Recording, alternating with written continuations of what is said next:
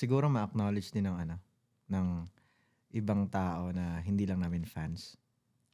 Uh, Lalo na sa ano, hip-hop ano, community, ma-acknowledge din. I mean, ano kasi, parang gusto kong ma-target din yung mga taong ano, um, hindi lang namin fans. Kasi yung fans namin forever nandyan naman sila para sa amin eh. Mhm. Gusto ko palawakin.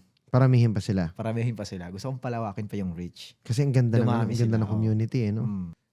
Sa mga tao din, di ba, na, ano ba tawag dito? Meron kasing, merong mga tao talaga na may certain music sila na gusto. Mhm. So, gusto ko rin ipailam sa nila, kaya din namin to. Kaya din namin to. Hindi lang ito yung kaya namin. Kaya din namin to. So, kaya nga meron kaming yung leader namin, meron din siyang which is very underground talaga na hip-hop na, Si Pablo? si Pablo, music video niya. Wow. Sobrang talaga. Tapos ako din, iba din yung sound ko. Kaya namin to. Hindi lang ito yung kaya namin. Kaya namin to. Dito nyo nilalabas. So, gusto namin ipakita yung versatility namin as an artist.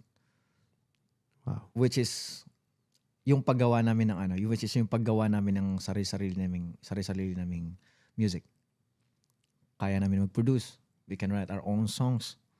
And gusto ko ipakita kung ano talagang skills namin. Yun lang.